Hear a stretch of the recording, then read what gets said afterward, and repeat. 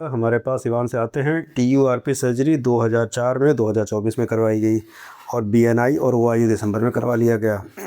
जब मेरे पास आए थे तो यूरिन इनकी वीक थी। यूरिन की स्ट्रीम जो है कभी कभी 2 पार्ट में आती थी, ड्रिबलिंग हो रही थी, जलन हो रही थी। ठीक है सर। अच्छा, पहली बार दवा दिए थे उससे बहुत आराम मिला, हाँ, उससे तो बहुत मिला। लेकिन कृपाल साहब का ये कहना है कि दूसरी बार में उतना मज़ा नहीं आया। भाई अब समझिएगा ध्यान से। नहीं, उसका ग्राफ अब कम हो गया है। जब प्रॉब्लम इतनी बड़ी, मतलब 100% में जब हम आराम देते हैं तो आधा मतलब 50% हो गया। अब रिमेनिंग जो 50% बचेगा उसमें आराम तो टोटल का 25 होगा। ये ज़्यादातर मरीज़ की कंप्लेन होती है कि सर पहली बार में जितना आराम मिला उतना दूसरी बार नहीं मिला, दूसरी बार कंपैरेटिवली कम मिला। लेकिन मिलते रहना चाहिए, ये बहुत ज़रूरी है। आज की डेट में आपके यूरिन की फ्लो और बाकी सब कैसी है भाई? हाँ, फ्लो ठीक है। दिन भर में 7 बार भी यूरिन जाते हैं, रात में 2 बार यूरिन जाते हैं। कॉन्स्टिपेशन वगैरह ठीक है? हाँ, जलन से ही हम पहले भी परेशान थे और अभी भी मेरा ये जलन 10 दिन 12 दिन में रिवर्स कर जाता है। यानी कि जलन हमेशा न रह के रहती है, जाती है, फिर रहती है। हाँ, 10-12 दिन में रिवर्स करता है। रिवर्स करेगा तो फिर मेरे को 5 दिन एंटीबायोटिक लेना पड़ता है, चाहे अपोक्सिन खाएं चाहे डॉक्सीसाइक्लिन खाएं। ठीक, अब ध्यान से समझिएगा मेरी बात भाई।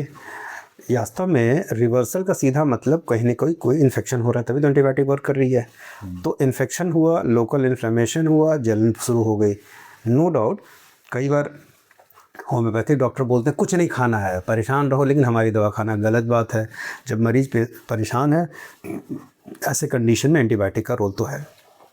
अब हमारा रोल ये होगा कि ये जो रह के रिवर्सल हो रहा है, यानी कि हम दवा दे रहे हैं, कंडीशन ठीक, फिर एक समय आया इन्फेक्शन हुआ, फिर उसने ख़राब, बार बार इन्फेक्शन इनको फिर पुराने ट्रैक पे ले जाएगा, यानी कि यूरिन को फिर फ्लो को कम करेगा।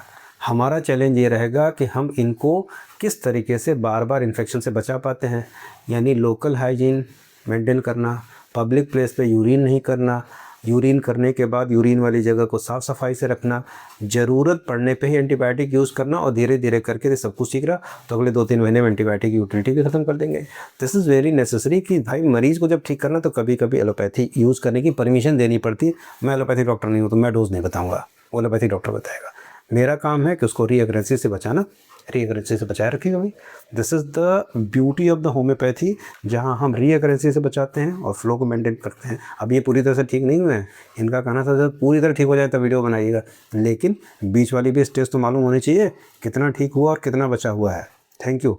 बाकी लोगों को भी शेयर करिएगा जिनकी फ्लो थोड़ी कम ज़्यादा होती है और एक सिम्टम बचा रह जाता है, बाकी में आराम मिलता है।